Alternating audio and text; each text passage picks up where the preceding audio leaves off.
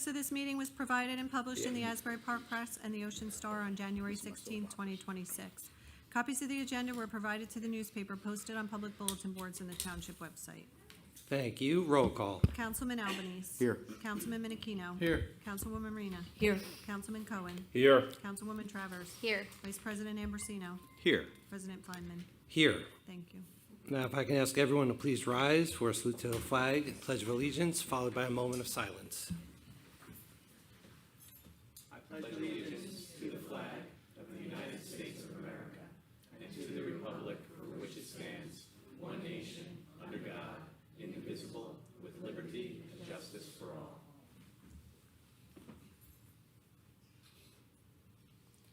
Thank you. Please be seated. We accept the reports from the municipal officers and kindly ask the clerk to file. Yes, of course. Thank you. And can I have a motion and a second to approve the minutes from the July 21st, 2026 meeting? Motion. Second. Copy that. Thank you both. Roll call. Councilman Albanese. Yes. Councilman Menachino. Yes. Councilwoman Rena. Yes. Councilman Cohen. Yes. Councilwoman Travers. Yes. Vice President Ambrosino. Yes. President Feinman. Yes. Thank you. And before we move on to the consent agenda, just want to remind everyone on the dais here of our pledge for cell phones and electronic devices. Thank you. We're ready to move into the consent agenda. All matters listed under item consent agenda will be enacted by one motion in the form listed below.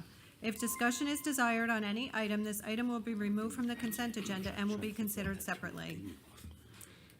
Thank you. 4.1. Authorize insertion of Chapter 159, Senior Citizens 2026 Grant. Councilman Menachino. Thank you. This resolution authorizes the insertion of a grant in the amount of $30,000 from the Ocean County Office of Senior Services for the support and delivery of vital services to older adults as provided by the staff of the Brick Senior Center. Thank you. Councilman Cohen, is that your phone making those Yeah, I'm dings? trying to stop it. Okay. We'll give you a moment to do so. Hopefully that was it. All right, thanks. 4.2, please. Authorize insertion of Chapter 159, 2026 Municipal Alliance Grant. Councilwoman Travers. Thank you, Council President. This resolution authorizes the insertion of a grant in the amount of $22,026 from the Ocean County Health Department for Brick Township's Municipal Alliance Program. The Brick Municipal Anti-Drug Coalition, also known as BMAC, is a municipality-supported, grant-funded organization whose mission is to provide substance abuse prevention programs and services for the community. Thank you. Thank you. 4.3, please. Authorize insertion of Chapter 159 National Opioid Settlements. Council Vice President Ambrosino. Thank you, Council President. This resolution authorizes the insertion of a grant in the amount of $77,884.12 from National Opioid Settlement Funds. As required, the Township has used these funds for drug overdose response, including services and equipment. The most recent use of these funds was for an ambulance. Thank you. Thank you.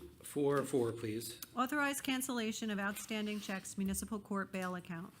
Councilman Albanese. Thank you, Council President. This resolution authorizes the cancellation of $200 in stale dated checks in the municipal court's bail account. Thank you. 4.5, please. Authorize rates and program details for preschool programs for 2026-2027 school year. Councilman Cohen.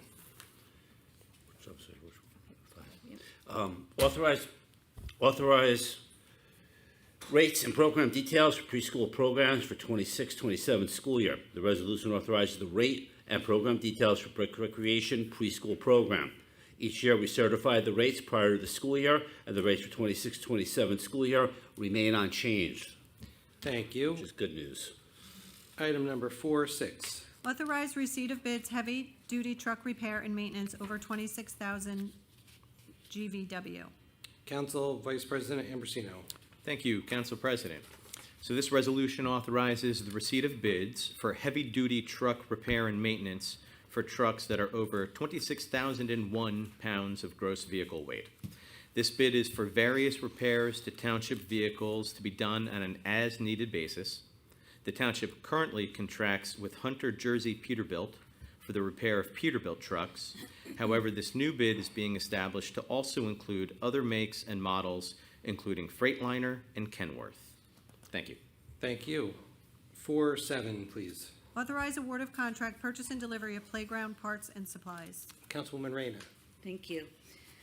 This resolution authorizes an award of contract for the purchase and delivery of playground parts and supplies to MRC Seeger. Bid notices were provided to 20 prospective bidders from our bidders list and 5 picked up bid packages with 1 bid received. Thank you. Thank you. 4-8. Authorize award of contract, public safety uniforms and equipment. Councilwoman Travers. Thank you, Council President. This resolution authorizes the award of contract for public safety uniforms and equipment to 2 vendors, Gulls, Lexington, Kentucky, and Hero Outfitters, West Berlin, at an approved schedule of prices per item. Bid notices were provided to 25 prospective bidders from our bidders list, and 11 picked up bid packages. 2 bids were received. Thank you. Thank you. 4-9, please. Authorize award of contract, purchase and delivery of office supplies.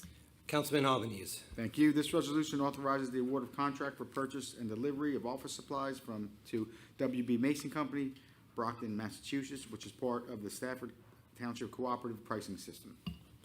Thank you. 4-10, please. Authorize special events permit, bikes and beers event at Icarus. Councilwoman Travers. Thank you, Council President. This resolution authorizes a special event permit for a Bikes and Beers event at Icarus Brewery Company on August 22nd, 2026, from 8 a.m. to 2 p.m. Thank you. Thank you. 4-11. Authorize special event permit, Church of Epiphany Italian Feast. Council Vice President Ambrosino.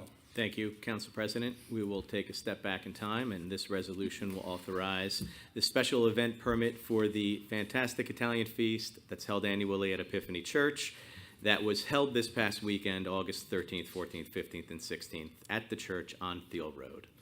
And we were all in attendance. Thank you. Thank you. 4-12.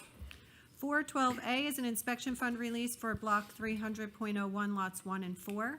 B is an inspection fund release for Block 379, Lot 4. C is an inspection fund release for Block 547, Lot 10. D is an inspection fund release for Block 1067.20, Lot 23. E is an inspection fund release for Block 1067.20, Lot 23. F is an inspection fund release for Block 1210.12, Lot 68. And G is a performance bond and inspection fund release for Block 972, Lot 11. Thank you. Item number 413. 13A is 100% DAV, widow of veteran deduction at Block 252.17, Lot 2. 13B is 100% DAV, widow of veteran deduction at Block 1271, Lot 1. 13C is 100% DAV, widow of veteran deduction at Block 1429.02, Lot 2. 13D is overpayment in 2026 at Block 1067.28, Lot 12. Thank you. And that brings us to the end of the consent agenda. Can I have a motion and a second? Make a motion. Second.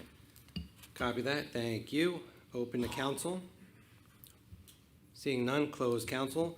Open to the public for questions on the resolutions only. Seeing none, close public. Roll call. Councilman Albanese. Yes. Councilman Menachino. Yes. Councilwoman Rena. Yes. Councilman Cohen. Yes. Councilwoman Travers. Yes. Vice President Ambrosino. Yes. President Feynman. Yes. Item number 414. Be it resolved by the Township Council of the Township of Brick that the following bills be paid and that the mayor and clerk be and are hereby authorized to draw orders on the treasurer for the amounts of the same. Computer bill resolution in the amount of $13,717,568.57. Thank you. Can I have a motion and a second on the computer bill resolution? Motion. Second. Copy that. Thank you both. Open to council. Seeing none, close council. Open to the public for questions on the computer bill resolution only. Seeing none, close public. Roll call. Councilman Albanese. Yes. Councilman Menachino. Yes. Councilwoman Rena. Yes. Councilman Cohen. Yes. Councilwoman Travers. Yes. Vice President Ambrosino. Yes. President Feynman. Yes. Item number 415, please. Be it resolved by the Township Council of the Township of Brick that the following bills be paid and that the mayor and clerk be and are hereby authorized to draw orders on the treasurer for the amounts of the same. Manual bill resolution in the amount of $4,569,793.64. Thank you. Can I have a motion and a second on the manual bill resolution? Motion. Second. Copy that. Thank you all. Open to council. Seeing none, close council. Open to the public for questions on the manual bill resolution only. Seeing none, close public. Roll call. Councilman Albanese. Yes. Councilman Menachino. Yes. Councilwoman Rena. Yes. Councilman Cohen. Yes. Councilwoman Travers. Yes. Vice President Ambrosino. Yes. President Feynman. Yes. Moving on to item number 5.1, please. An ordinance of the Township of Brick, County of Ocean, State of New Jersey, amending the Township Code to lower the speed limit on Lanes Mill Road. Councilwoman Travers. Thank you, Council President. So this ordinance amends Township Code Chapter 288 to modify the speed limit on Lanes Mill Road, lowering it to 35 miles per hour for the entire stretch from Burnt Tavern Road to Herbertsville Road. Thank you. Thank you. And can I have a motion and a second on this ordinance? Motion. Second. Copy that. Thank you both. Open to council on this ordinance. The only thing that I want to say about this is that I believe we should have gone to 25 miles an hour, at least while school's in session. But this is a county road, and that was their decision. So that's the only comment I have. Otherwise, I see absolutely no reason we shouldn't be passing this. Yeah, I agreed. agree with that. Any other comments from council? Seeing none, close council. Roll call. Councilman Albanese. Yes. Councilman Menachino. Yes. Councilwoman Rena. Yes. Councilman Cohen. Yes. Councilwoman Travers. Yes. Vice President Ambrosino. Yes. President Feynman. Yes. Thank you. Moving on to item number 5.2. An ordinance of the Township of Brick, County of Ocean, State of New Jersey, amending Chapter 245 of the Township Code entitled Land Use to establish regulations for sober living residences. Council Vice President Ambrosino. Thank you, Council President. I'm going to explain this ordinance. It's at the recommendation of our Land Use Committee that we've structured a way to establish some regulations around the sober living residences that are appearing in town. The crux of this is pretty simple. The ordinance would require essentially a half-a-mile radius between sober living residences, also known as CSLRs. There's a couple of other stipulations, certainly that the owner and operator maintain an official Class F license that's been issued by the New Jersey Department of Community Affairs, and also that none of them are within 1,000 feet of a school, essentially. But hearing from a lot of folks that have come out to other meetings, hearing from others that have reached out to us independent of the meeting and directly to the administration and some of the council people, we just feel that there needs to be some control around where these can go and how frequently they can be in a particular neighborhood. Thank you. Thank you. Can I have a motion and a second on this ordinance? Motion. Second. Copy that. Thank you. Open to council. No questions. Seeing none, close council. Roll call. Councilman Albanese. Yes. Councilman Menachino. Yes. Councilwoman Rena. Yes. Councilman Cohen. Yes. Councilwoman Travers. Yes. Vice President Ambrosino. Yes. President Feynman. Yes. Thank you. Moving on to item number 6.1. An ordinance of the Township of Brick, County of Ocean, State of New Jersey, amending the Township Code of the Township of Brick, Chapter 175, Article 3, Section 7, entitled Recreation Programs Fees for Programs Enumerated. Thank you. Councilwoman Travers. Thank you, Council President. The Township's Recreation Committee reviewed the fee ordinance that has not been updated in many years. Highlights of the proposed ordinance include increasing the non-resident fee for the use of Drum Point Sports Complex, increasing the hours for field use available at Bernie Cook Park, Hank Waltznowski Park, and Herbertsville Park, sets a fee for light usage at the fields, as well as the cost for maintenance workers. The ordinance also defines the term resident organizations as those who primarily serve brick youth. The fee for the use of Civic Plaza is also being updated to cover the cost for staffing. Thank you. Thank you. Can I have a motion and a second on this ordinance? Motion. I'll second it. Copy that. Thank you both. Open to council. Seeing none, close council. Open to public on this ordinance. Seeing none, close public. Roll call. Councilman Albanese. Yes. Councilman Menachino. Yes. Councilwoman Rena. Yes. Councilman Cohen. Yes. Councilwoman Travers. Yes. Vice President Ambrosino. Yes. President Feynman. Yes. Moving on to item number 6.2.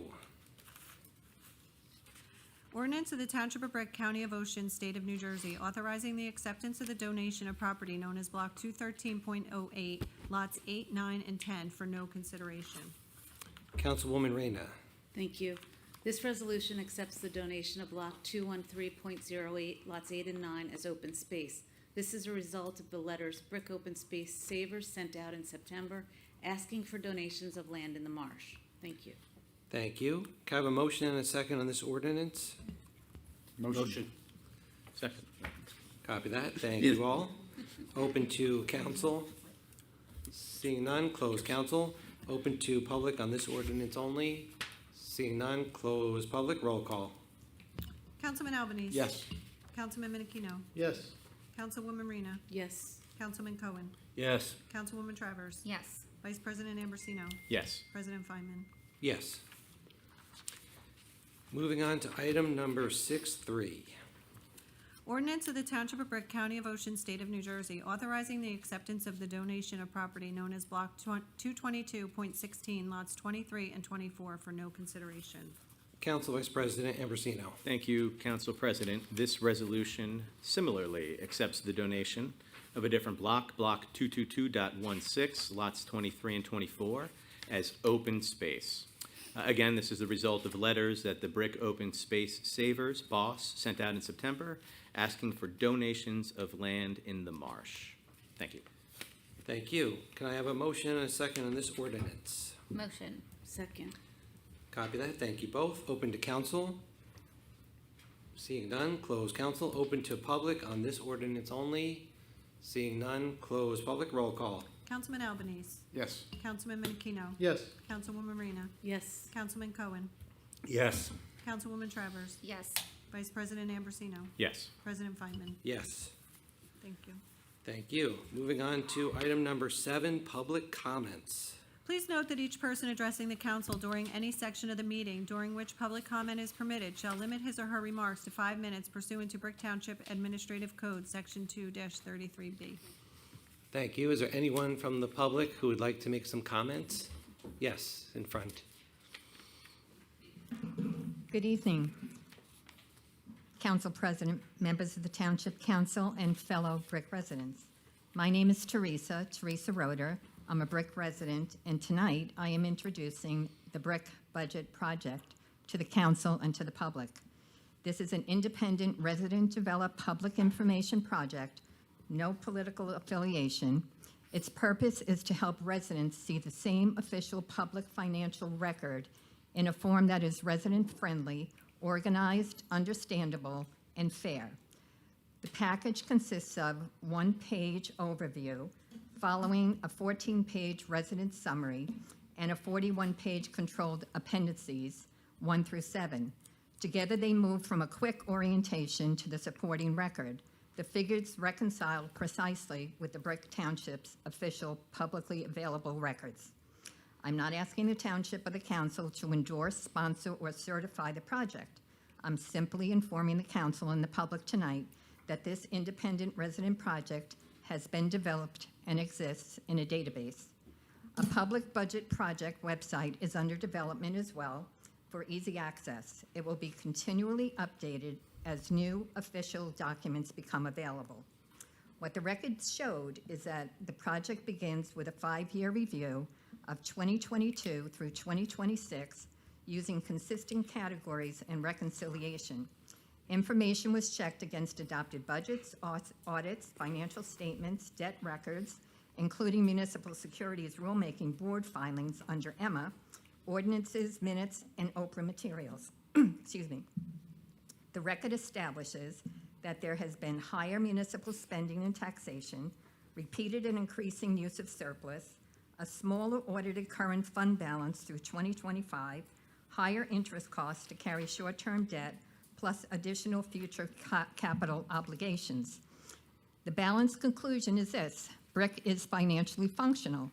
It's not shown by this record to be broke, but at the same time, it has less financial room than it had entering 2022. And those statements belong together. The record does not establish insolvency, inability to pay, or an inevitable tax increase, but it does show narrowed budget flexibility. and that's a legitimate public concern for residents and officials to understand and address. Where the public record did not establish an answer, the project did not guess. It identified the gap and left the question open. Unresolved evidence gaps and transparency questions are not proof of wrongdoing. The appropriate response is to ask what additional record or explanation would resolve the questions, including, when appropriate, an open request. This project also received an external AI-assisted fact-check and defensibility review to challenge the wording, arithmetic, sourcing, and tests where the conclusion stayed within the evidence. The review found that they did. This was not a professional audit or a formal certification. The responsibility for the resident-developed project remains solely with the project. I'm introducing this tonight because public understanding is strongest when everyone begins from the same evidence base and definitions. The public interest here tonight reinforces that goal. The project does not ask residents to agree on every policy choice. It asks for discussion grounded in verified records, careful interpretation, honest labeling of uncertainty, and the same standards regardless of who holds office. In closing, Brick residents deserve financial information they can use so that questions brought before council are specific and clear. The project is offered in that spirit as attention turns to the '27 municipal budget. But let's be clear, before taxpayers and local businesses are asked to contribute one more dollar, every reasonable internal restraint, efficiency, and spending priority must be examined and clearly explained. That is not a partisan position. It's a basic standard of responsible budgeting, public transparency, and accountability to the taxpayers. Thank you for your time this evening, and thank you to the residents who care enough to be here, ask questions, and stay engaged. In the interest of transparency and fiscal restraint, thank you. Thank you. Teresa, can we get copies of that, or can you email it? Yes, I'm in the process of developing with a co-administrator Okay. the website. So I would think that a few days before it's ready to go public, I would like to meet with council or the mayor and show you exactly what this project is. It correlates exactly with our official records, but it shows like what goes on tonight and all the numbers flying. It actually puts it into a readable, usable form for residents. Okay. So it was an interesting project to begin. I have over 300 hours in it. I didn't expect it to become this, but it did, and now I'm going to share it. Very cool. Yeah, thank you so It's- much. It really is cool. Yeah, I'm into it. Keep us posted. I will. Okay. Through Lynette, is it Lynette? Yes, I'll contact you when it's ready to, near release. Okay? Thank you. Cool. Thanks, Teresa. Anyone else from public with any comments? Yes, sir.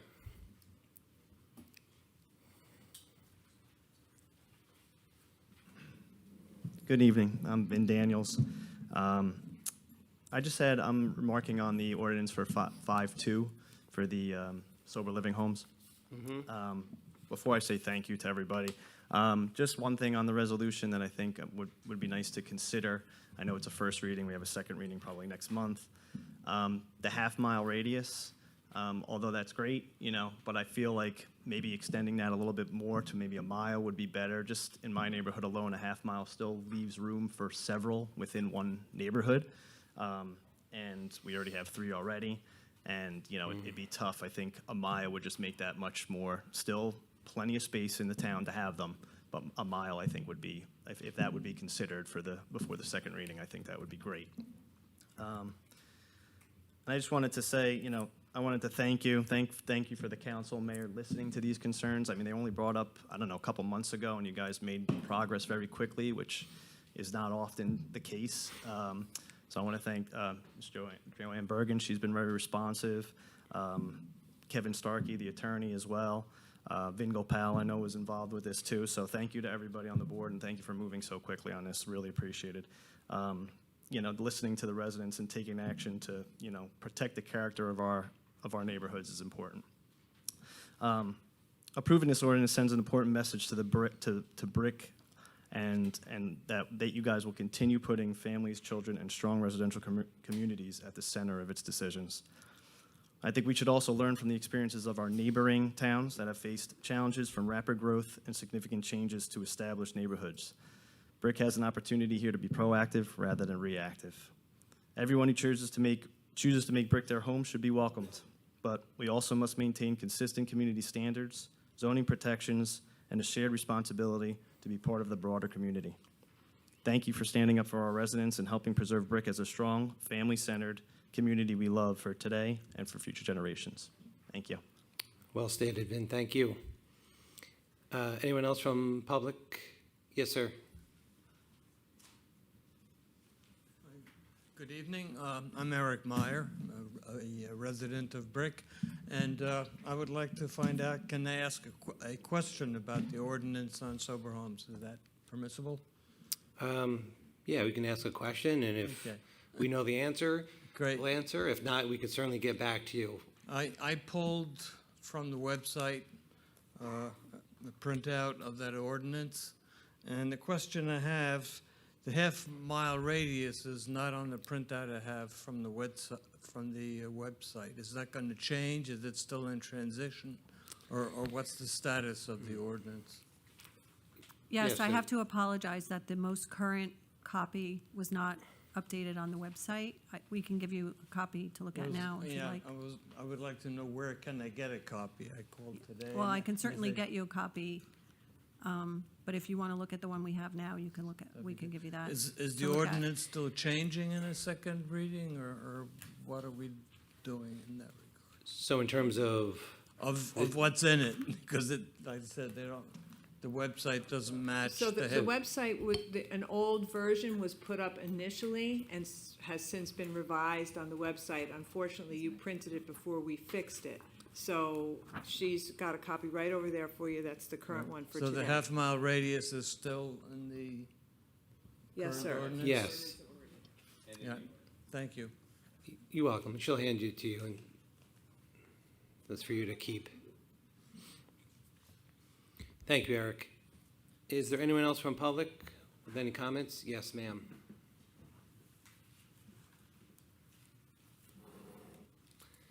Hello, my name is Diane. I've lived in Brick my whole life. I understand lowering the speed limit on Lanes Mill is a good thing, but without enforcement of the speed limit, I don't see how this is going to work. Considering, according to Google, we have 77,900 people estimated in Brick. We have 1,500 streets, which is about 780 miles. We have 146 full-time cops with 3 overlapping shifts. So I guess my question is, will you hire more cops, or will you let the police that we have work overtime to cover all these schools? Or if you have police covering all these schools during school times to enforce these lower speed limits, will that leave the rest of the town vulnerable to crime? So I was wondering how you were going to handle all this. Well, so we don't have the acting police chief here tonight, but we can certainly reach out to him and get back to you with some Well, information. Yeah, Ms. Bergen? he staffed it appropriately towards the end of the school year last year. He did some mixing and mingling with staffing to get more people on in these peak hours. We already had police officers at school as part of our school coverage. So we tweaked a little bit of that and made sure we had some out on the roadway for speed, law enforcement, others in the school with the kids, because that's programs that we've been developing. So he really tweaked a nice little modification towards the end of the school year last year, and that's what he intends to implement for this coming year. Do you think they'll grant overtime for the police officers if they want to put police in the parking lots? If he needs it, that's up to the police chief. If he feels he needs to staff it with overtime, that's a decision that he would have to make. Okay. They do a good job. I just They do a great want to job. know how you're going to do this and not spread them too thin. Yeah, they're awesome. The chief will figure it out. Okay, thank you. Thank you, Diane. Anyone else from public? Yes. Good evening, Mayor, members of council. Mike Kleisler, Brick. Want to just open up real quick with credit being given here, an example of civic response of community action coming forward to try to help and work in conjunction because, as I've said in the past, the success of the panel and the mayor's office and staff is our success, and when it's failure, it's our failure as a community. So thank you for doing that work. That was unrequired. Yeah, so that's a step in the right direction, and that's the brick I remember, and that's the brick I grew up with. So that said, communication is huge. Communication is good sometimes and not so good for the most part. But tonight, with regard to lowering the speed limit, I just want everyone to think that consider knee-jerk reaction, and there's plenty of rules and there's plenty of regulations and statutes on record, county level, township level, state level, all coming down and under the AG's directives. So it's not always the answer to create new rules, new regs. It frustrates the community. I think the problem we have is that enforcement is there, but public response to the rules on the record is not feared enough. So would council consider, would the council consider perhaps increasing, which now contradicts what I just said, the penalties associated with speed throughout school zones to prevent another tragedy that had just happened, so that when the next event happens, because there will be another major event that forces government response, so it's not seen as knee-jerk reaction, will there be anything to perhaps intensify the penalties? And I'm not talking 2 points, maybe 10 points, and community service or 30-day mandatory loss of license, and really drive it home. When you think of going back to school, another 10, 12 days, whatever it may be, most effective teachers in the classroom come in heavy and high at the top. In the first few days, they set the tone, and you can always bring it down, but you resonate to your classroom what your expectations are as an instructor. Well, the same would be true with the rules that are on record. As a retired trooper, we used to do all kinds of things, whether it was short traffic coming down to try to curb fatal accidents, and we had greater presence. We had all kinds of manipulative aids to help us combat and gain public adherence. And, we had a thing that was called a drone car. You take a couple of the cars, you put a dummy behind the wheel, you park it, and you move it around so that people think it's a live agent inside, but it's not, but it's a deterrent. Costs no overtime, costs nothing. Manipulative aid. There's things we can do that don't cost the town any more money, but I think knee-jerk reaction is less effective governing. We don't need that. We need to emphasize the rules that are already on record and carry them out and reinstitute public fear for drivers behind the wheel so they're compliant, they're paying attention. But I think the way to draw that home is to increase the penalty, and that would be absolute 10 points. Hit them in the wallet with their insurance, take away the license, suspend the car for 30 days, and really gain compliance.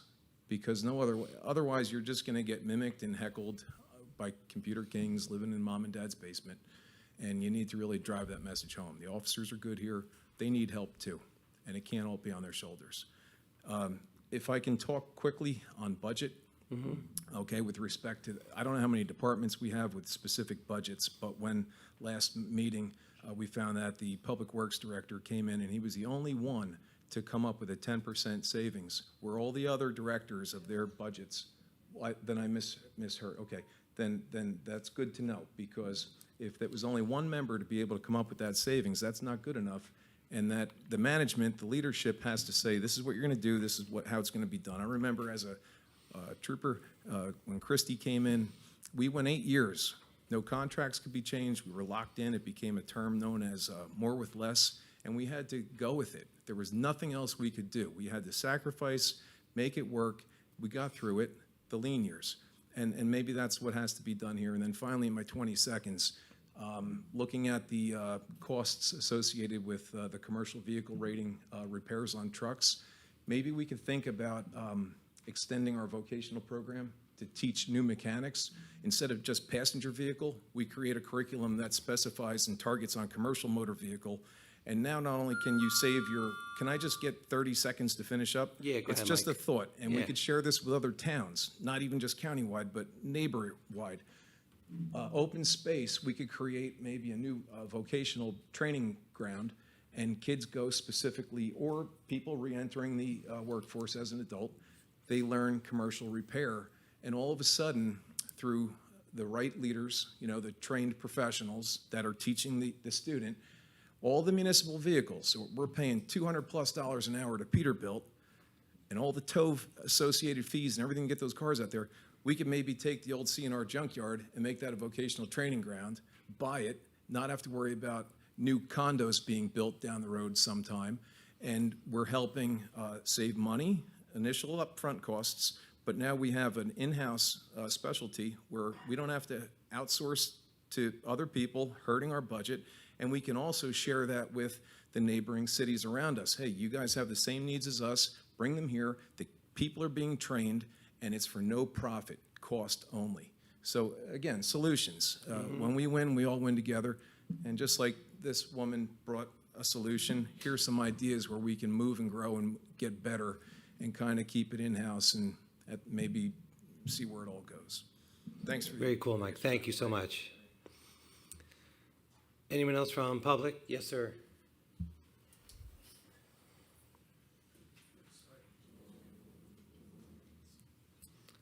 Joe Lamb, 386 Wisteria Drive.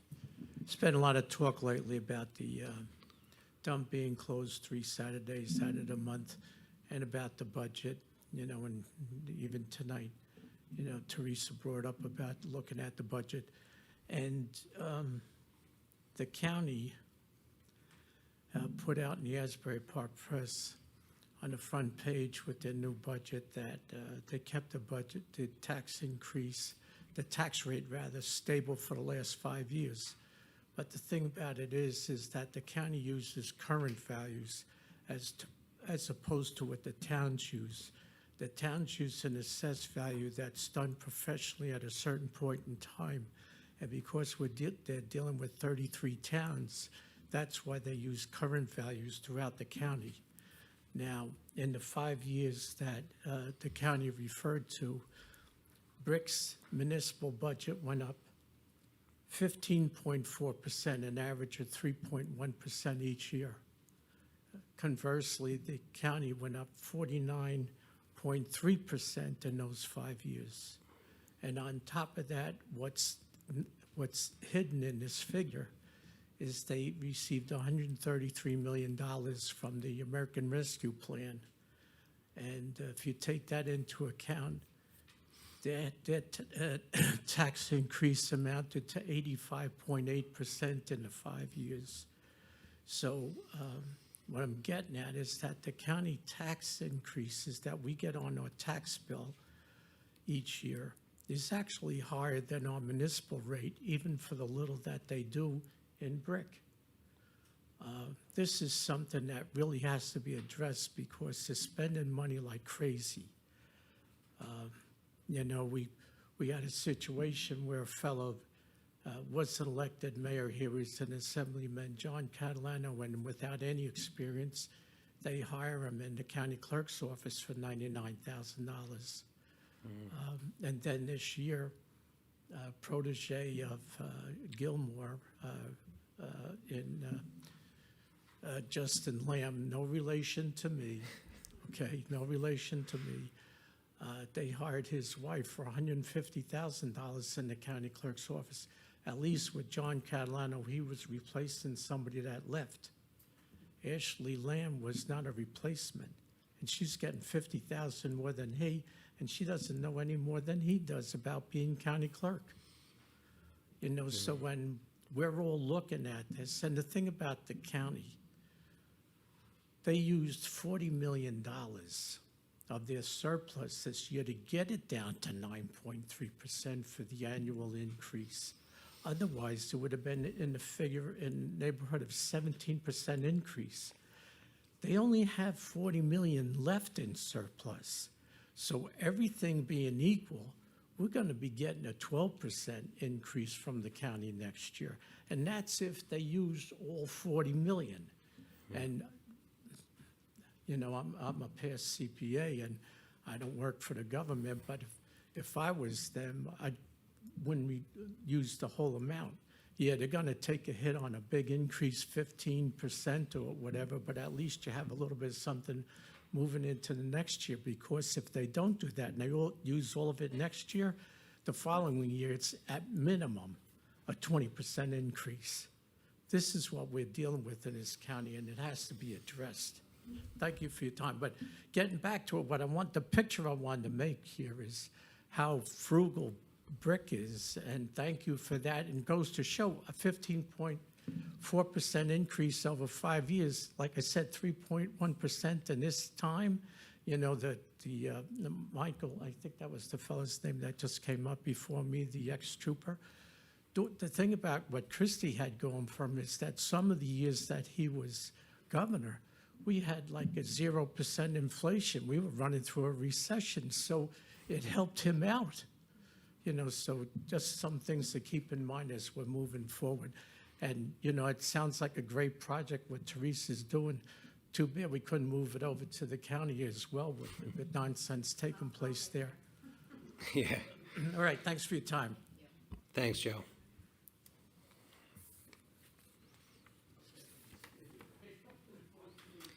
Anyone else from public? Yes.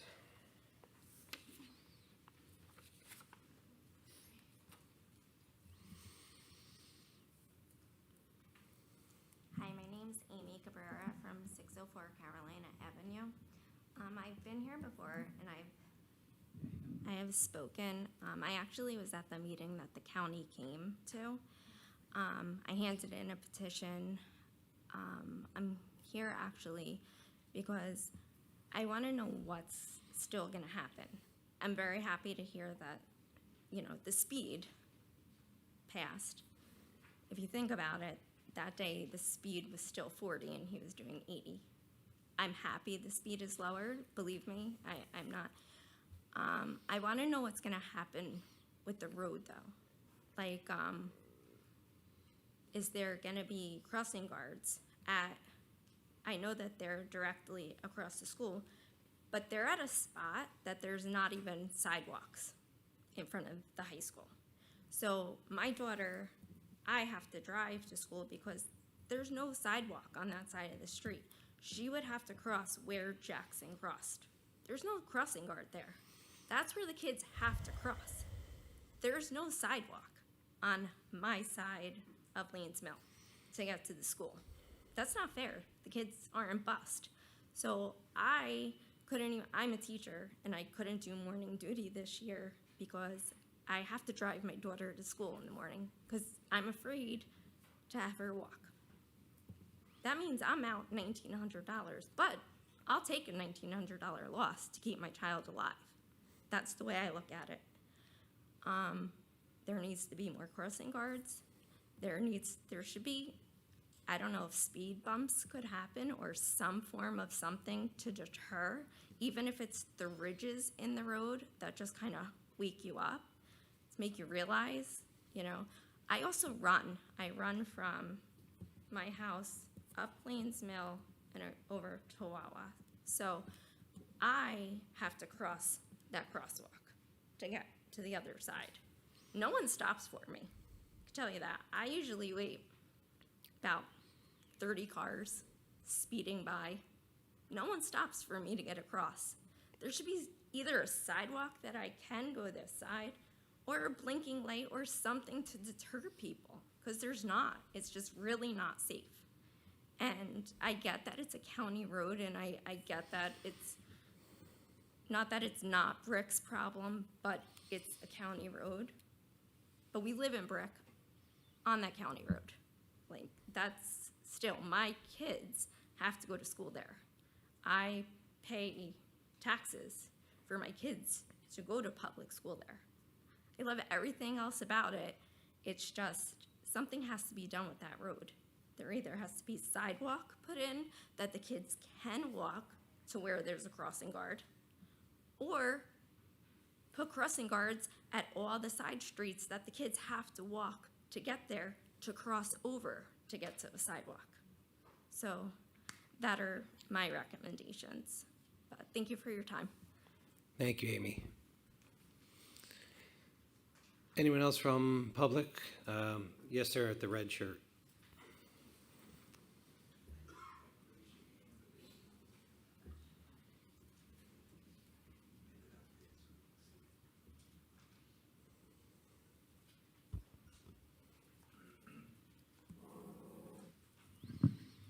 Good evening. My name is John Hazel. I live at 4 Buxton Court, and I own a business on Brick Boulevard. I have a few questions regarding the township budget. I attended the council meeting a few months ago when the department heads presented and answered questions about their proposed budget prior to the budget being adopted. During those presentations, I noticed that several departments were requesting budget increases despite having come in under budget the previous year. Then last month's council meeting, it was mentioned that the department heads have now been asked to reduce their budget by 10%. So my question is for the members of council who voted yes in favor of that budget, what's changed in the last few months that requires departments to now reduce by 10%? Was there financial information not available at that time that became available now? And what were the circumstances could not have been anticipated during that budget process? So do you want to ask all your questions ahead and then Sure. we can go ahead and answer them? Sure, I got two more. My second question is about the budgeting process itself. When department heads submit their proposed budgets, what level of review takes place before those requests are presented to the council? Are there regular audits or spending reviews conducted to evaluate departmental expenditures and determine whether requested increases are justified? And then lastly, I'd like to talk about the budget committee. At the last month's meeting, it was Mr. Cohen mentioned that there are no Republican representation on the committee. I was surprised by this. I'd appreciate some clarification on how members of the budget committee are selected. Is there a reason why both political parties are not represented? Regardless of which party holds the majority or who serves as mayor, it would seem that having representation from both parties could help promote transparency, encourage different perspectives, strengthen public confidence, and in the budget process itself. So I think that there's going to be some additional questions regarding the budget. So what we'd like to do is gather all those questions and then we could answer them at the very end, if that's okay. Yeah, that's fine. Perfect. Appreciate Thank your you. time. Thank you. Anyone else from public with any comments? Yes.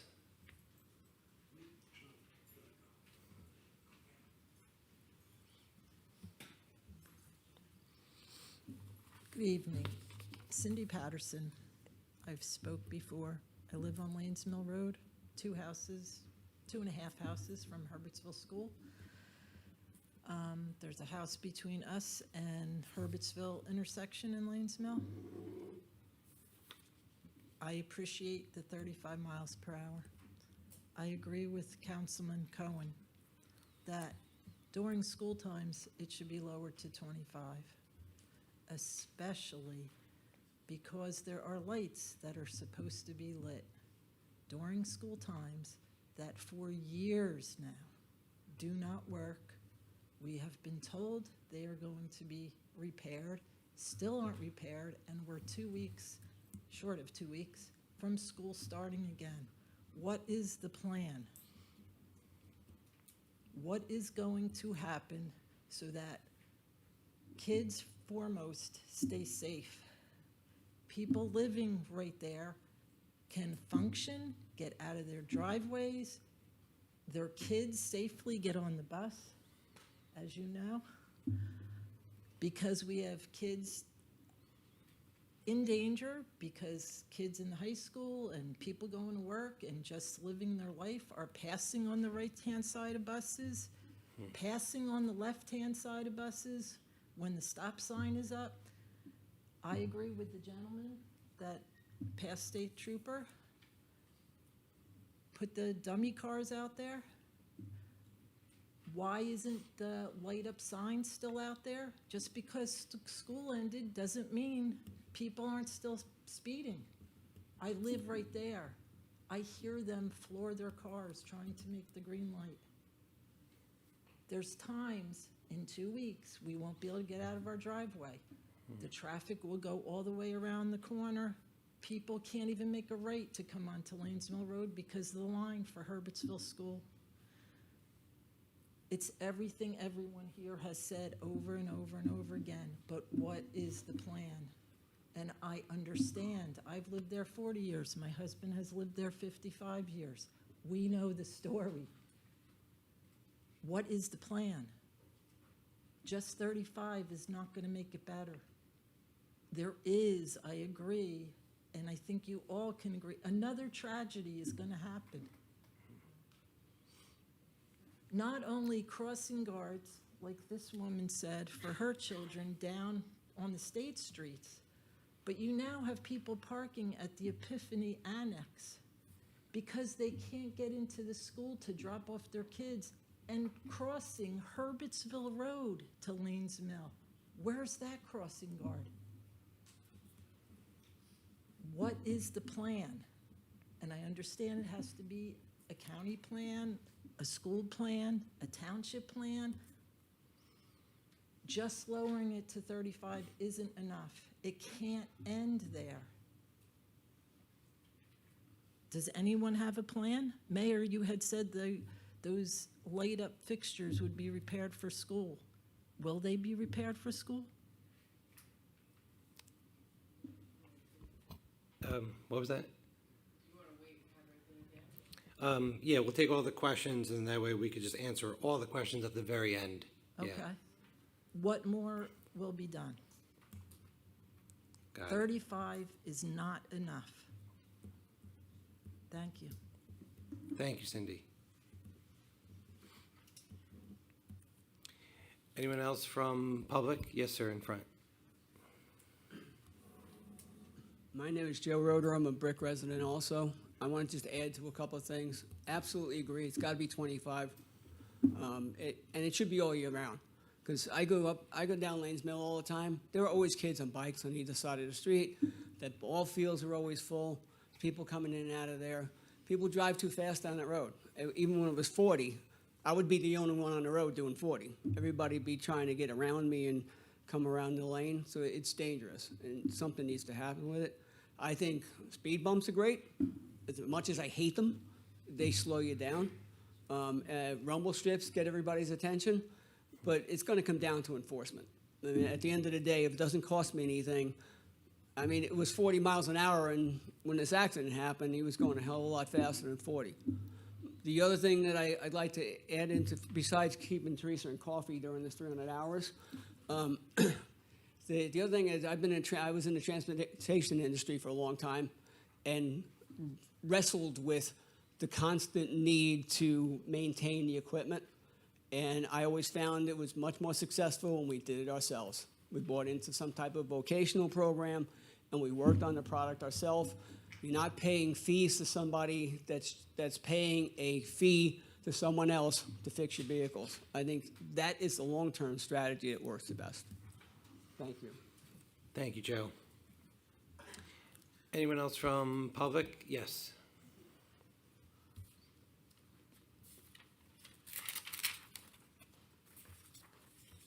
Hi, my name is Gina, and I live on Colorado Avenue.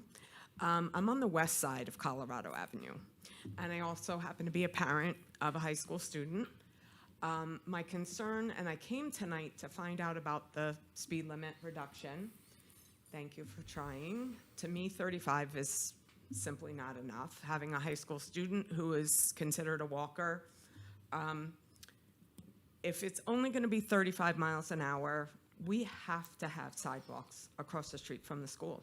I'm going to piggyback on Amy. It is so dangerous for all the kids that live on the west side of Lanes Mill Road. They have no choice but to go down the street and cross at 35 miles an hour. They were already crossing at 40 miles an hour. The bikes, the e-bikes, the walkers. It is so dangerous, and there's no sidewalk where the baseball field is to the first State Street. There's nothing. It's embarrassing. They have no choice but to cross, what is that, a half a mile down? The kids, that's it. They're on their own. I mean, it makes me sad. So that's what I came here to say tonight. Knowing now that it's only 35 miles an hour, I wish it could be more. I understand that that's not up to it's a county road, but I have to say that to see all those kids having to cross to go up towards Sally Ike, that whole side, there's a lot of high school kids that live in that area in my neighborhood, and parents work in the afternoon. These kids are walking home in the afternoon, either after school or after sports or clubs or whatever. It's very dangerous, and there's no sidewalk across the street from the school. So, thank you. I just wanted to make sure that you know that, but I'm sure you do know that. So, thank you. Thank you. Anyone else from public? Yes, sir.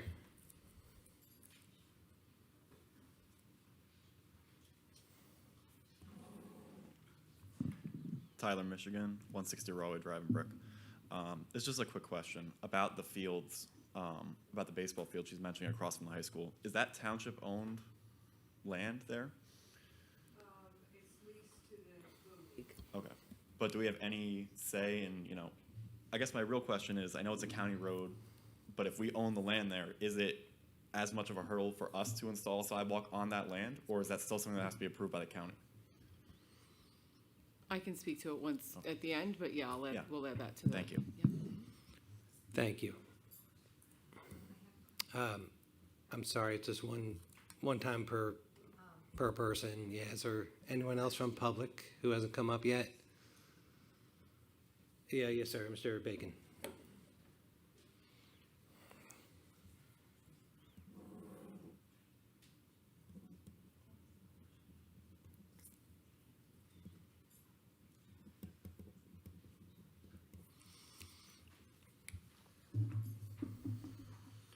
Good evening. My name is Charles Bacon, Mayor, Council, Administration. Housekeeping note. Mayor, I want to thank you for responding to my email that I sent you yesterday. I haven't had a chance to review the questions, but I do appreciate the response coming back so quick. So thank you for that. At the last meeting, someone asked if we're a sanctuary city. Mayor, I believe your response, we have a resolution maybe in place indicating we are not a sanctuary city. I missed a lot of meetings over the years, and it's possible a resolution was passed. If it exists, at some point, could you provide the resolution? Thanks. A couple notes I want to make about the sanctuary state. My understanding, I'm not an attorney, New Jersey is a sanctuary state, which supersedes any local ordinances. In fact, on March 25th, 2026, the governor signed into 3 laws that actually restricted law enforcement working with federal agents. I want to talk about 2 components of sanctuary city that concerns me, and the first one's going to be about public safety. And with that said, you could debate public safety. We don't know a lot of the backgrounds of some of these folks. Do they have criminal records or whatever?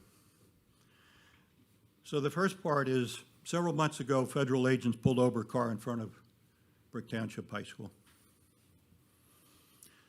In that pursuit and in the stop of that vehicle, one of the individuals that was in the car went across Chambers Bridge Road, proceeded to come into the municipal building and head to the building department, followed by federal agents going also into the building department. Now, I'm not sure of that individual, whether they're a criminal, they were armed or what have you, but when we talk about public safety, as a resident of this town, that concerns me greatly. And what other issues potentially lie inside our town or other aspects of this state. The other piece I want to talk about is money. Before the fiscal year 27 budget was passed in Trenton, there was a $20 million movement over to the defense of illegal immigrants in the state. And as part of that movement of funding, 13 not-for-profits either lost some of their money or all of it. Now, I have the list of the people, the organizations that did lose money, but I want to point out 2. And the first one on my list is Meals on Wheels of Ocean County. $100,000 would eliminate it. I know full well the importance of Meals on Wheels and how much money, when you're going through the federal grants, are allocated to them. That's a concern on that part. And by the way, I just found out that Mr. Young is now the executive director. I want to acknowledge and congratulate her in public. The other one I want to bring up is the Vietnam Veterans Memorial Foundation. They lost $500,000, has been eliminated from their budget, and it goes on and on with different places.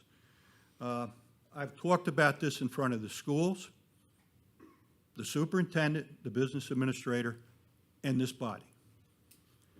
With the explosion of immigrants in our town, there's a thing called multilingual learners. There's over 800 of these students in our town right now going to school. 22 different languages, the last I heard, are actually spoken in this town. This has put a strain on educating all students without any additional funding. Between the latest state budget impacting the nonprofits and the millions we've lost since 2018, which I've also spoke about in our school district, Mayor, I recommend we do in fact have a resolution be sent to the governor requesting that our funding be restored for our schools. In addition, another request should be sent to Senator Kim and Senator Booker about increasing our Title III funding. We are very underfunded here, and if I have another minute, I'd like to speak. Thank you. And that's the two resolutions I would recommend that we proceed with. The last thing I want to say is about a lot of great people have spoke, unfortunately, about the incident on Lanes Mill Road. I've also been in front of this body many times talking about what goes on all our streets, including Lanes Mill Road. And I spoke many times about it, countless times. The reckless driving, the people that go through red lights, don't even stop when school buses have their lights on. People going into bike lanes or whatever. So I feel terrible what happened on Lanes Mill, but I think overall the problem is way beyond Lanes Mill. It's a chronic problem in this town, and it needs to be addressed widespread across this town. And I actually did a day in the life in this town because I go to Toms River every morning. I see the same incidents over and over again, countless times on the roads I do. Thank you very much for the people who spoke, and thank you for the extra time. Thank you, Enjoy the Mr. rest of McKinney. your evening. Thank you. You too. Is there anyone else from public? Yes, sir.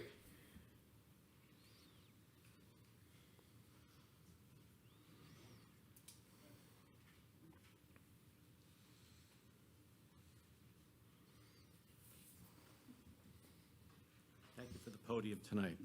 Loud enough? Too loud? Dave Kellett, Brick, New Jersey. I'm a resident who likes his neighbors. I like my town. And reading a lot about what's happening in my town and neighboring towns has prompted me to come here tonight. A lot of online chatter, rumors, a lot of town gossip. Wonder if we can answer some of those questions tonight. In short, has Brick spent all its money? My father would say, are we kaput? Are we bankrupt? Are we having a financial shortfall? I read that a lot. I'd like to know if it's really true. Secondly, what is the town's plan to rebuild the surplus if we are in such a low? Do residents get outrageous tax hikes? Cut services to township residents? Possibly, if nothing works, is there any mumblings about selling township assets? And also, what township projects have been scrapped or postponed if we are in such a shortfall? And that's about it. That's all I got. Thank you. Thank you, guys. You got it. Thank you, Dave. Is there anyone else from public with any comments? All right, seeing none, close public, but we can talk about some of the questions and answers. First of all, Mr. Keneally, there was something that Mike brought up about the changing of the penalty. Are you okay to talk a little bit about that? That's more of a can. legal issue. Just as a, issues, I think the gentleman's comments were well taken, and I understand where they're coming from, but the issue of penalties for motor vehicle infractions, speeding, reckless driving, careless driving, drunk driving, driving uninsured, run the gamut, is governed by Title 39, which is points, all that stuff is fixed by state statute. You can certainly have,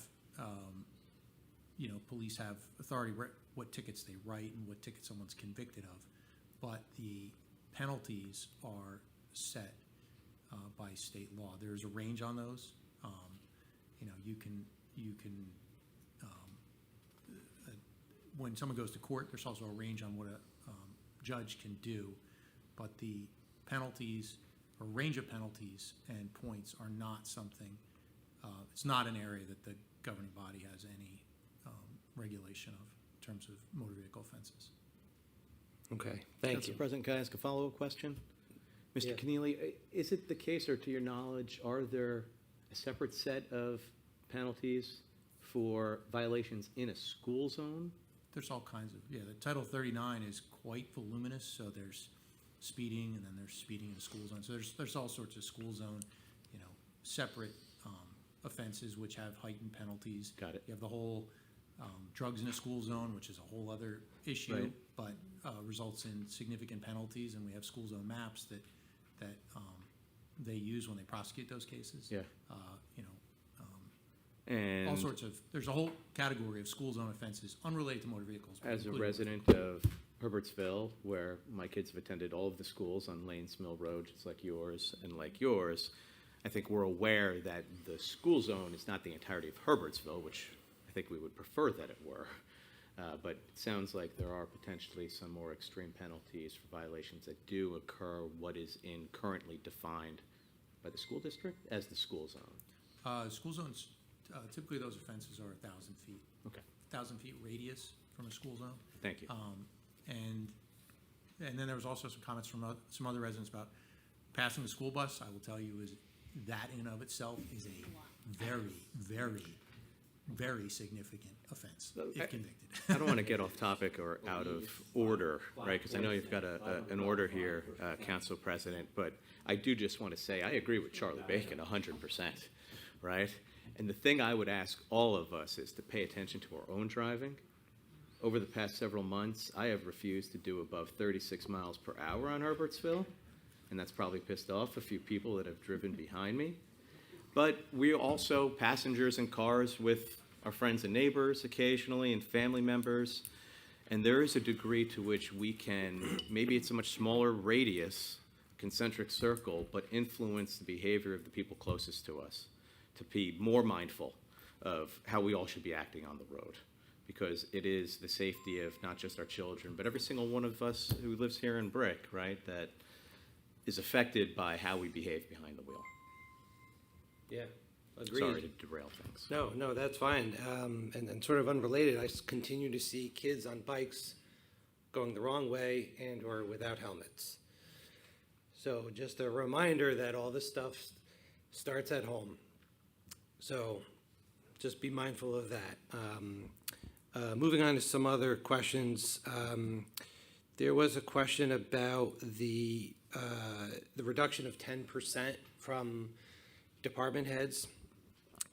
So nothing changed from the budget. This is us being proactive so that we're set up for success for next year.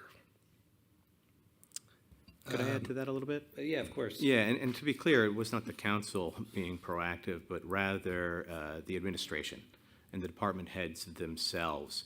And I think one of your underlying points was, well, why, right? And the reality is, and I know I feel it, and I'm sure everybody in this room feels, and anybody listening at home, there's not a lot of them, but hopefully more YouTubes on our YouTube channel, views will go up, is that we all feel it, right? Costs have continued to go up, and in light of that, being as proactive and forward-looking as possible to see where we could save money now is probably the most fiscally conservative and smartest thing to do, right? If you feel like things are going to get expensive in the near future, you might not go out to eat as often. This is similar, right? This is similar. There was a question, though, that was specifically about the Budget Committee. I just want to be clear, there is actually no Budget Committee. There is a Business and Finance Committee. That Business and Finance Committee does review with the administration and other department heads some of the capital expenditures that will ultimately make their way into the budget, around the capital budget. But I think what you guys are thinking of here is the operating budget. And the operating budget is crafted by the administration and the department heads themselves. And then it's actually presented to all members of the council over the course of 4 or 5 meetings early on in the year, right? Before the budget is actually opened up in a public hearing to the public.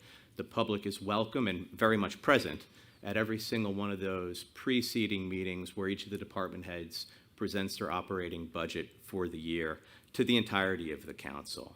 And though the Budget Committee doesn't exist and the Business and Finance Committee does get to review the capital budget, all members of the council receive minutes from every single one of those Business and Finance Committee meetings. And And in I'll ask- fact, all Derek, I'll ask the meetings. question again, and I asked it the meeting prior, last meeting before this. Again, there is not one Republican representative on that committee, and I asked you to tell me why, and you've never given me an answer.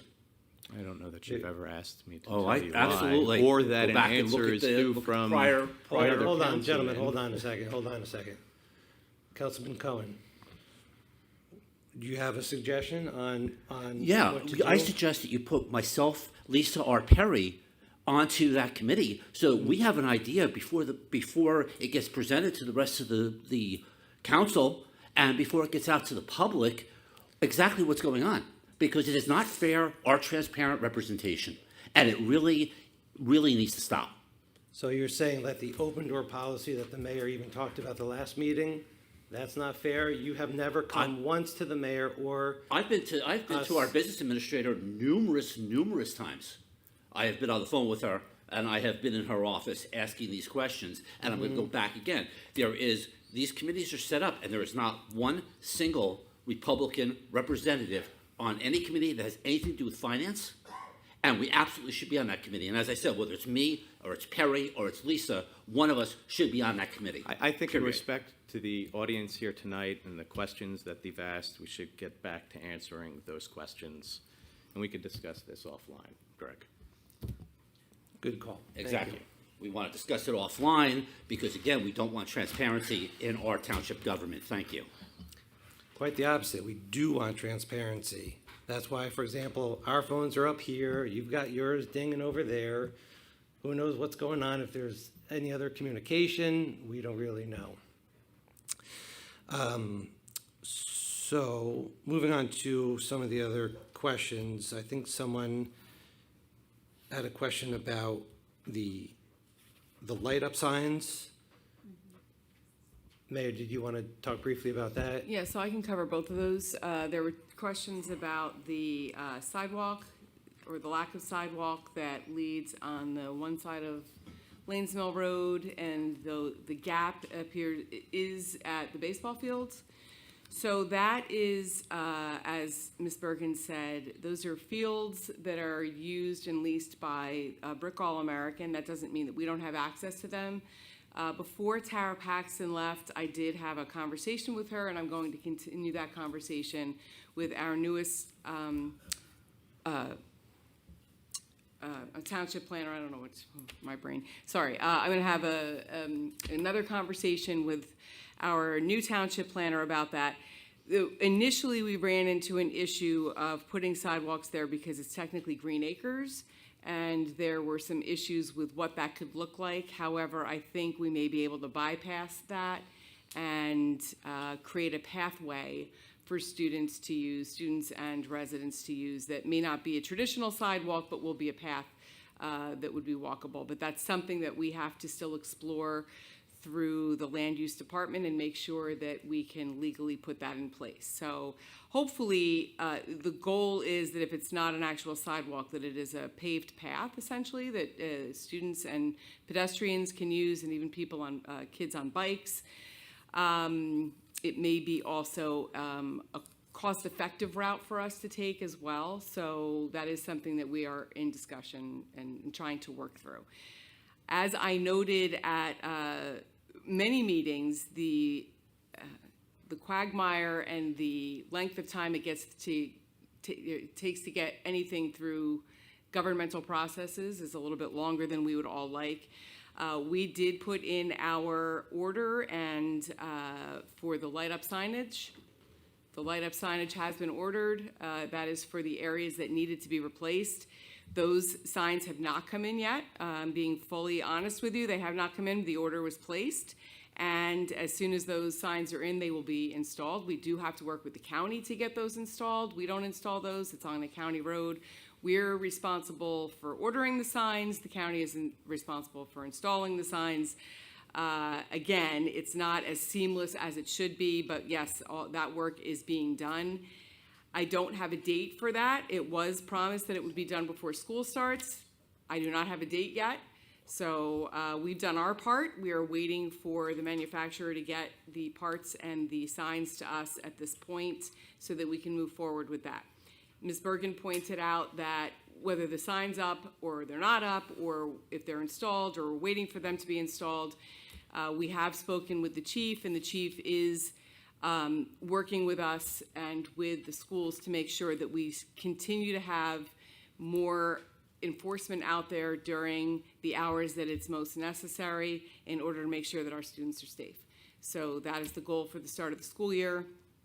I'm sure that we will have more information about that put out, and we will be talking with the chief and with our traffic safety coordinators as well to make sure that that is the case. So those are my answers regarding the lighting and the sidewalk in that area. Again, the hope is, especially for the sidewalk area, because that's really, I think, a lot of people's major concern is that we don't want kids having to cross over if they don't need to, especially where there is not a crossing guard available. So we're going to continue to work on that and hopefully get it done sooner rather than later.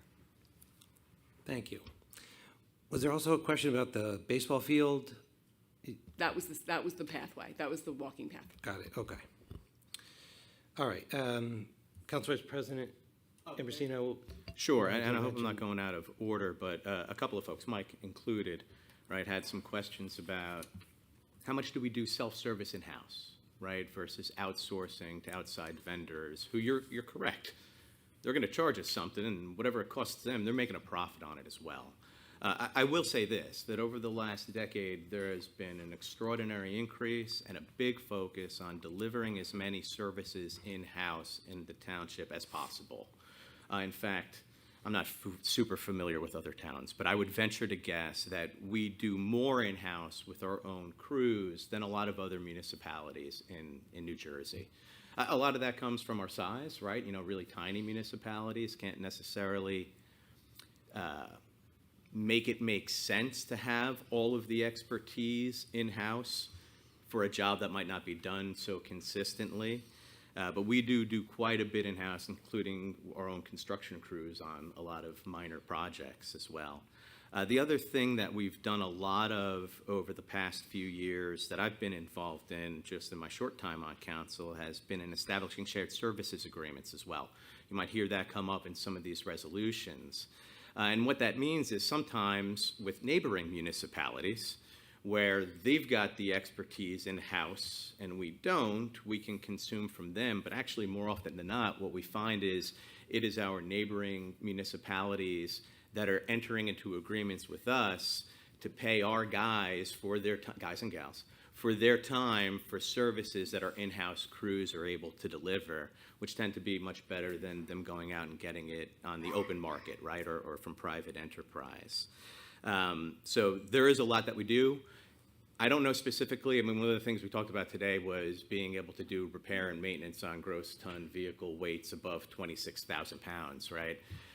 Usually where we end up having to go out is when we've kind of done the math, at least with the current personnel and what our need is, and it doesn't necessarily justify having that expertise in-house. So that might be the case here, it might not, those things fluctuate. But I will agree with you that, you know, the idea of working with the Brick Township and the Ocean County VOTEC program is a fantastic one, right? I've said this a couple of times before. It's been sputtered in through a variety of topics, but here's my vision for the town, and it's probably something that you share too. It's that we keep moving down a path that makes Brick a generational community. That's what it was for me. That's what it is for the Ambrosinos. My parents moved here I moved here 45 years ago when I was 6 months old, and they followed me, and they raised me here, and now I'm raising my 3 children here, and I'll be damned if they're gonna move more than a block and a half away from me when they're getting their own house. So I care about them being able to do things like find jobs in town, all of our young people graduating from our high schools and from colleges, that they have the opportunity to come back in town, that they can afford houses in our town, and that they're attracted by the makeup of those neighborhoods and the sense of community and the way of life that I've been able to enjoy for my entire life here in Brick. And I think supporting our local VOTEC, making sure that the young people of Brick, whether they're in high school, graduating high school, not moving on to college, moving into trades, or moving on to college, are able to find work here is really the way that that generational community concept can really come to fruition. So enough about that, I'm sorry, but hopefully that answers a couple of questions about the self-service stuff, Mike. No, that was really good. I like the generational community. You know what prevents generational community? Gossip. Online gossip. So, no, we're not in a financial crisis, okay? Yeah, all right, that was easy. Just come and ask the question. Be careful where you go to online. There's obviously a lot of opinions. Absolutely. And thank you for coming up and asking that. I think we've answered all the questions. If not, feel free to email us, and then we can certainly, if we missed anything, we can certainly email you back. Can I make a couple of comments? Of I mean, course. I kind of feel that there were a few folks that did make some comments. They weren't necessarily questions that we could respond to. And if anybody else on the council wants to add in, please do so. Joe, I appreciate you coming to these meetings. You frequently bring statistics and real stats that even I'm not aware of. I can compare other towns. Well, I think Believe me, it's really interesting when somebody's other town. I can sense your Brick pride. I share it with you. 49% bigger budget over the 5 years of the county versus our 15% budget over those 5 years in Brick. That's an eye-opener for me, right? I think we all, me included, do feel our total property taxes go up every year. I left one thing out though. Go right ahead. Well, no, you don't got the mic. In the 5 years, Brick's portion on our tax bill has dropped 3.5%, and the county has increased 3%. Got it. So just for the record and everybody listening at home, what Joe added was that the proportion of your property taxes that comes from the municipality, which we should all be proudest to pay, because every one of those dollars comes right back to the town, right? Some of the dollars go to the county, and we live in the county, and the dollars that go to our school district help our kids, but there's all sorts of taxes we pay that go to the other far-flung stretches of the country, right? But the stuff that's here in Brick, I mean, that's for Brick. But what Joe mentioned was proportionately your municipal taxes have become a smaller portion of your property taxes over these past 5 years, and it sounds like some of the other portions have gone up quite a bit. And that does kind of dovetail into some of the comments that Mr. Bacon made about funding reserved and restored for our schools. I wholeheartedly agree. I think the way that things have shaken down at the state level has been painful for the folks here that send their kids to Brick schools and everybody at home that does so. And I do think that it's time for us to start, raising our voices. I know that our current mayor went to Trenton and advocated against some of these policies and S2 funding and whatnot and changes to the rules that have been so painful for us. But I'd ask everyone to do the same thing, right? We are all people who don't just vote in municipal elections, but vote in county elections and legislative, statewide elections and national elections. And let's make sure that everybody who controls those dollars that can come in to support our kids knows that each and every one of us is paying attention, and that something's got to change, because we do deserve better. And Derek, just to add on to, so Mr. Lamb, it was eye-opening listening to the statistics that you were giving us. I really encourage you to go to a county commissioners meeting and bring this forward at the county level, because it's great that we know this, and we do I believe in this town, we do a very good job of trying to control spending. It's a major topic constantly, as Ms. Bergen can tell you. But the big part for transparency is that our council meetings are televised. We get to see it, not the county. We need more transparency on the county level. Municipal court hold their feet to the fire, and they don't have that. They're not willing to do something like that. And also, keep in mind that the way the county taxes and the way that the municipality taxes are two different things. The county, as you said, it's based upon real evaluation, and the taxes go up every year. So when we do a reevaluation, I hope to God we don't, but when we do a reevaluation, don't give me that look. When we do a reevaluation, we could end up with a larger tax increase, and that's a scary thought. But my point is that as the county is going up every single year, you're not going to have that huge increase from the county when a reevaluation is done. Right. I got to address that because it scares the hell out of people. It scares the hell out of me. When you talk about reassessment, the thing about it is, and I want everybody to understand this because we've been through this before, I get calls from relatives who are in different towns going through a reassessment. And they say, Joe, my property increased twice as much, my taxes going to increase twice as much. And I tell them, no, the politicians should make it very simple for you. If they need $100 million to run the town, they don't need $200 million.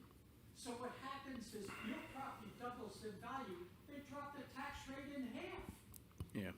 All right. Simply for the record and for everyone listening at home, what Mr. Lamb had just explained is that when a municipality goes through a reassessment, a revaluation, it is accurate that the total funds from taxes collected from taxpayers does not necessarily increase. It may vary minimally, just like it does every year, but it cannot increase exponentially. What ends up happening is that now on the record, your home is worth probably closer to what you see on Zillow. I don't know how accurate Zillow is. It's pretty accurate. But the effective tax rate is adjusted accordingly, that the same taxes are received from each household for the value of their house, essentially, right? As the value of their house has changed. I will actually, there is one thing I know. Do you know who tells when a reassessment occurs within a municipality? It's the county. The county dictates it. We don't have any control over that. And one But is all- in all fact good looming, points. is that correct? That is correct. Thank you. I also would like to address Mr. Hazlett. I don't know that your questions were answered, and I would like to ask you if you feel that your questions were answered here tonight. For the most part, yes. I didn't understand that there wasn't a budget phase called something else. The 10% cuts, I got somewhat of an answer on that. I'm pretty satisfied. Okay, thank you. Thank you. So let's move on to council and administration comments, starting with Mr. Keneally. I have nothing to add other than the comments I had about the motor vehicles. Okay, well done, thank you. Mayor Crate.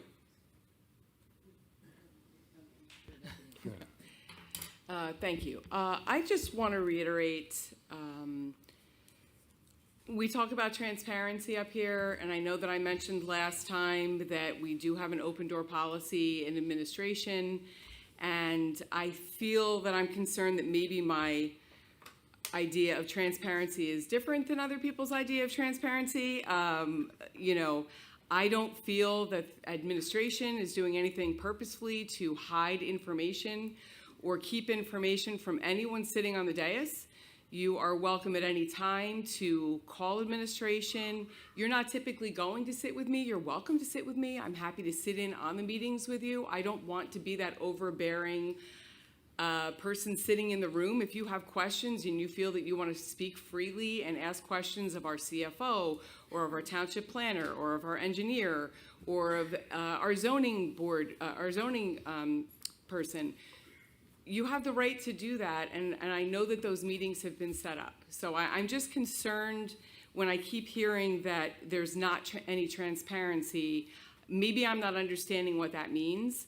I feel that when people get up to ask questions, we do our best to answer those questions. If the questions aren't answered to what they feel is what they wanted to hear, or that more information is needed, we always encourage residents to please give us your name and contact info afterwards. We're happy to reach out to you afterwards. I don't know that there's any resident that we've ever said we're not going to talk to you again. We always reach back out, whether it's me or Ms. Bergen or one of the other people within our offices that would have a better answer for you, whether it be the tax collector or zoning or wherever you have your question about. So I'm just, again, I'm going to reiterate, I don't understand. And when we're talking about this budget and you're talking about your concern that you didn't have any input in the budget, I just need to hearken back to the meeting where Councilman Cohen, you held up the blue book and you said you're going to go through this line by line and you will come back with recommendations. And I'm sorry, Mayor, we had no input in the creation of that budget. Excuse me, but those budget, just as Councilman Ambrosino said, those budgets are created by the department heads and the departments, and they are for us to review. I don't create the budgets for all of the department heads. It is up to them to create the budgets. They work in hand with our CFO, with our business administrator. We have the opportunity to work with them and discuss with them what their needs are, what they see for the future of their particular department, what we need to do going forward within the township, and what monies will be needed within those particular departments. And then that is presented to everyone. There is no secret meeting taking place between the council president or any of the other council members with any of these department heads creating a budget that you have not been able to participate in. I just want to make that clear. I think maybe there's a misunderstanding about how the budget process works. So I want the council to understand and for the public to understand, there has not been any time at any point that any council member could not come and have a conversation about any single question they may have about anything that was presented in the budget, about anything that was in the blue book, about anything that was on our capital budget. Any of that could have been discussed.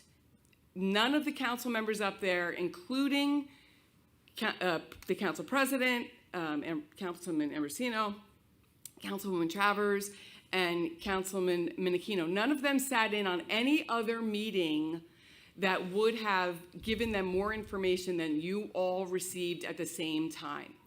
The Business and Finance Committee gets together and they basically get to preview what all of the department heads have already put together. There's nothing secret about it. And you all basically get that information at the same time. You really do. Councilwoman Reyna is on what I consider the most important committee in the entire, of all of the committees that we have, and that's land use. They make the most decisions about what happens in this town. And there are so many land use meetings, and that included everything from affordable housing to properties that we're going to invest in, to green acres acquisitions, to changes in rules for how properties can be used throughout town, to this ordinance that we just brought up tonight with the sober living homes. That's an extreme, to say that we're leaving you out of, you are on public safety, which is what I would consider to be another exceptionally important committee. You helped have a discussion about things that are super important to our police department and to the safety of the residents in this community. So again, I may have a different idea of what transparency is and what working cooperatively together is than you have. And if that's the case, we'll have to work on that, I guess. But I'm just making it clear, nothing has been kept from you. There are no secrets. We're not hiding things from you. If you have a question, we want you to ask it so that we can make sure that everyone is on the same page and has the same understanding and can vote their conscience, whatever comes in front of you. Thank you. Thank you. Thank you. Ms. Bergen, Mrs., I have nothing further, thank you. my apologies. Madam, sorry, Madam Clerk.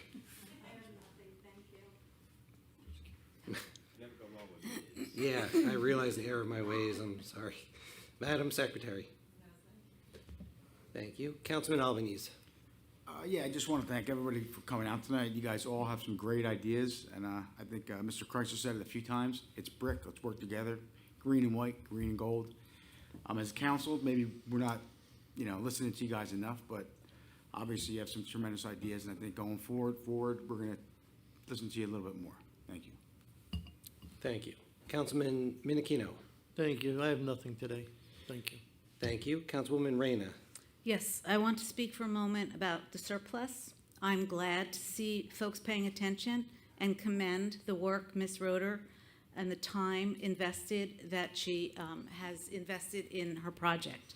And I look forward to reading it in much greater detail. I'm also pleased to hear the thoughtful questions that were raised here before us this evening. Let's be clear about why we are facing 10% budget cuts. On April 28th, for the second year in a row, I raised concerns about our precariously and historically low surplus. Let me remind you of some of those facts. The surplus used in our 2026 budget was the highest amount in 16 years. The balance remaining in surplus was the lowest balance remaining in 15 years. The surplus left as percentage of the budget was 2.34%, the lowest once again in 15 years. I'll remind you also, at that time I spoke about less than 5% of the budget is viewed by CFOs and finance experts as critical. We're at 2.34%. So why is it so critical? It limits a municipality's flexibility to handle economic downturns and economic shortfalls.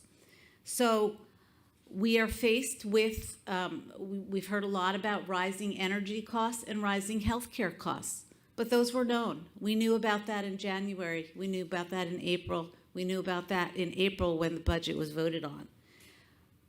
The depletion of the surplus also jeopardizes our bond rating, and it results in higher costs to borrowing. We are paying higher interest as a result of the depleted surplus.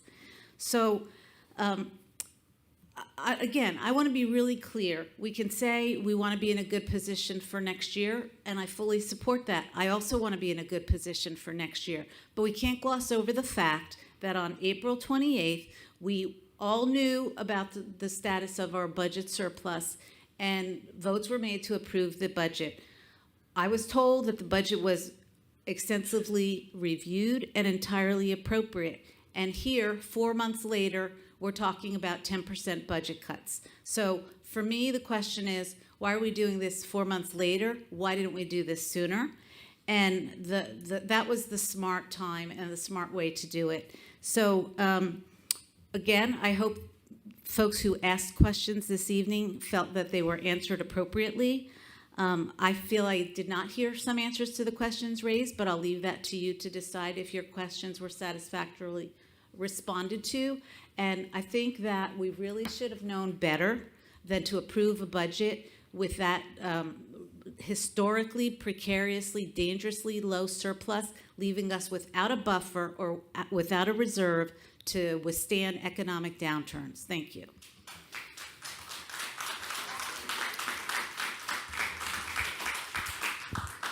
Thank you, Councilwoman Reyna. Moving on to Councilman Cohen.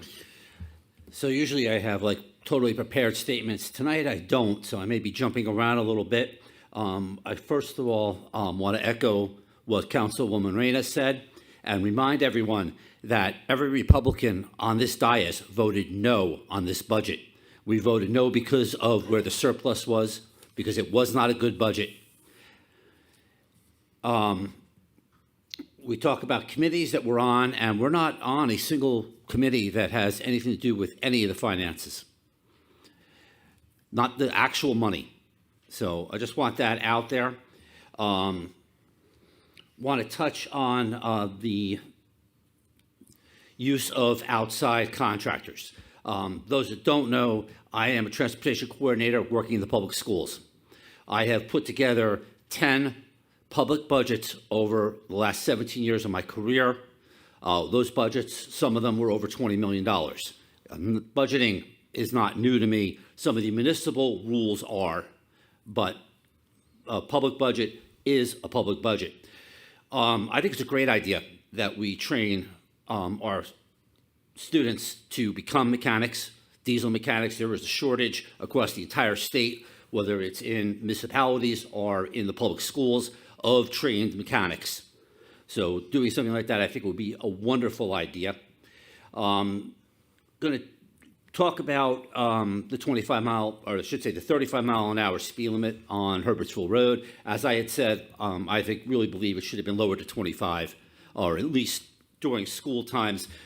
Being that I do this for a living, children's safety is my number one priority. I spent 10 years in brick schools in the transportation department. I'm well aware of the danger zones around the entire township. Crossing guards.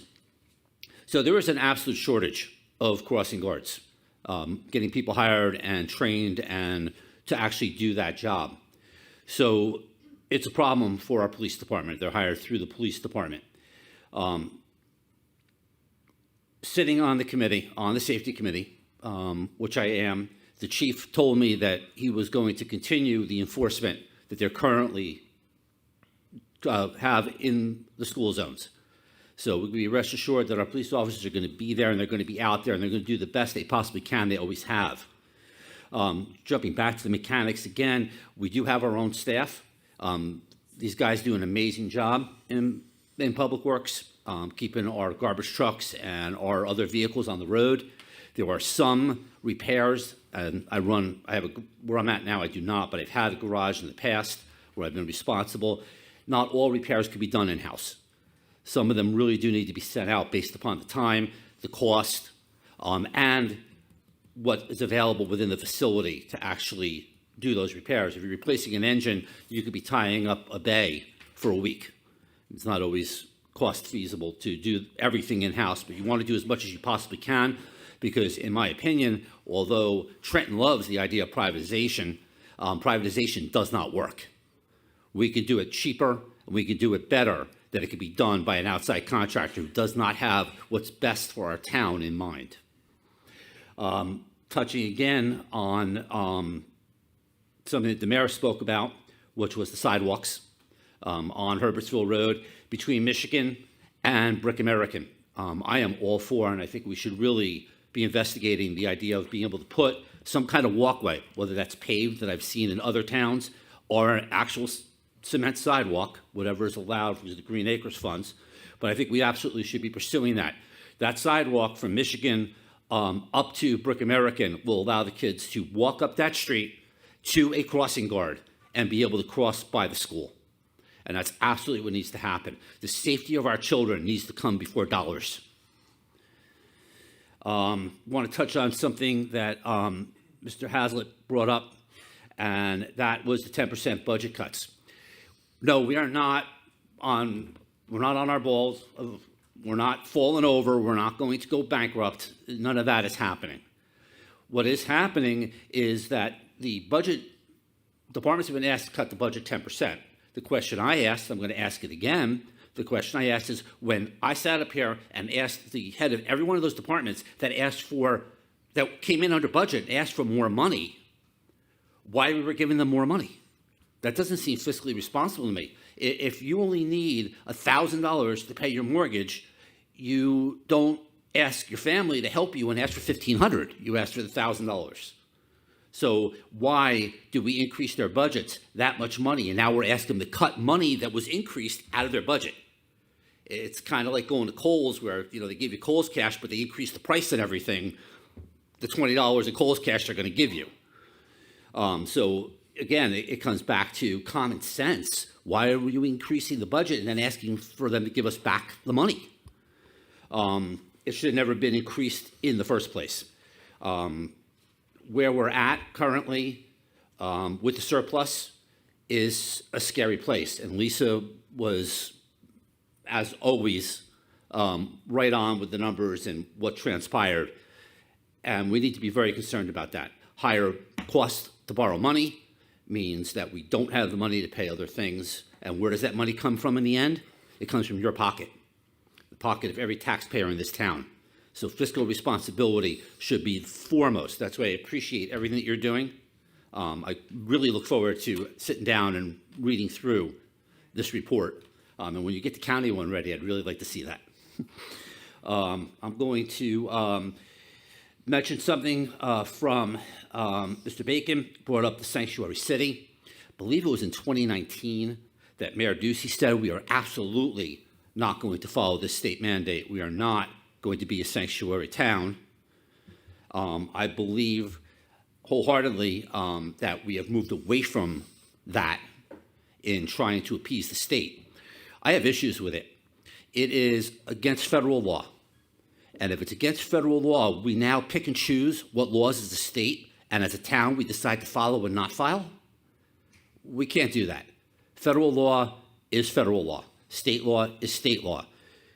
The federal law exceeds state law. And that's what we should be following. So that situation that happened here with the person ending up in our building, that was a little scary, that we ended up with somebody down in our buildings department that was running from federal officers. Concerns me about the safety within this building and the safety for our staff. Let me check the rest of my notes here. I think that's pretty much everything that I wanted to mention. Again, the surplus is a major issue. We're financially secure. I've had this conversation with our business administrator, Ms. Bergen, a few times about how, where we are financially. But again, we need to really look at the surplus, and I still haven't gotten an answer as to how we're really going to replenish this surplus. Cutting departments 10% is not going to be enough to get us to the percentages that we should be for surplus. With that, I will turn it over to the president of the board. Okay. Thank you, Councilman Cohen. Councilwoman Travers. I also want to thank everybody for coming. I feel that we're doing our best to, as in the spirit of transparency, be transparent. I also wanted to speak on the budget as well in regards to us all receiving that blue book. And I know those who voted no, and all of us, we looked at everything as best we could. I don't know if it's truly possible to go line by line, but we do our best. And the department heads are here, and we ask all the whys and all the questions. And it's respect. We respect those who vote no, but it is very easy to say no. But I would love to know, like, recommendations as to where you would like those cuts. Whether it's the police department, is it their uniforms, is it their their materials that are going to take our safety away. I just would like to know examples as to where you would like to see those cuts.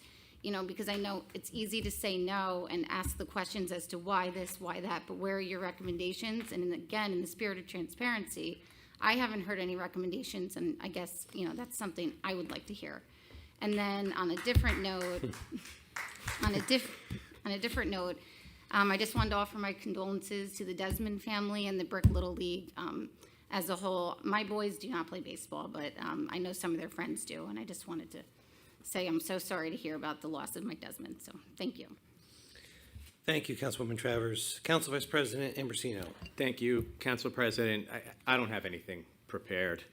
I'm not going to grandstand on a soapbox or anything like that. I'm going to echo my friend Perry Albanese and express my gratitude to everybody that came out here tonight. Sincerely, I felt everyone who spoke, whether it was a question or a comment, it was in earnest, that your perspective came from a place that was relatively well-informed. I felt that you guys were respectful, and I very much appreciate that. I hope that this sort of format, right, allows us a better way of communicating with those that have questions about the town in a manner that's controlled and is ensuring that we can answer those things that were raised. Sincerely, to each and every one of you, I'm very proud to call you my neighbor. I also would like to just simply express my condolences to the Desmond family. Mike Desmond's not an individual I'm very close with. He's someone I knew, but he's someone that I went to school with. Middle school, high school. I know what a big role he played in the Little League experience for a lot of the children in our town over the past many years. And I know that this tragedy is not felt any more intensely than for his family. And so my prayers and the prayers of the Ambrosinos are with them. Thank you. Thank you. I am going to stick with my original notes. But before I do, regarding the questions that were asked, not just tonight, but in general, everyone up here is available. You can email us at any point, obviously, and I promise you that if you email me, I will get back to you. So if you feel like you do have questions, please feel free to reach out at any point. Mayor Crate is obviously always available, as well as, township employees. What's that? Mrs. Bergen. So it has been a busy month here in Brick, but it's also been a lot of fun. I had the opportunity to join the Pick Up Brick event on Tilton Road at the Forsyth Wildlife Refuge with my son Jackson. It was great to get out there and help keep our community clean. We also wrapped up another great Summerfest season. My wife Caroline, our kids Annie and Jackson joined me for the final event. It was wonderful seeing so many Brick families enjoying that evening. Brick also held our annual National Night Out, where I had the honor of congratulating this year's police camp graduates. It's always great to see our young people getting involved and learning more about the men and women who serve and protect our community. We also kicked off our first 2 concerts at Traders Cove, held our annual car show, and enjoyed another drive-in movie at Windward Beach. At the car show, my son Jackson helped me with the very important job of selecting the mayor's trophy winner. After looking at some incredible cars, we chose a 1996 VW Manx. I think I'm saying that word right, Manx. Jackson and I also made it out to Windward Beach for the Goonies at the drive-in movie. That was very cool. And of course, don't forget about our farmers market every Saturday. There are always plenty of great things happening right here in Brick. I hope everyone gets a chance to come out, enjoy these events, spend time with friends, family, and neighbors. And to stay up to date on everything happening around town, make sure you follow the Township of Brick Municipal Government on Facebook, and sign up for the Brick Township email newsletter at bricknj.gov. So I hope to see you around town. Stay safe and have fun. The next scheduled public meeting will be held here Tuesday, September 8th, 2026 at 7 p.m. Can I have a motion and a second to adjourn? So moved. Second. Copy that. All in favor? Aye. Aye. Meeting adjourned.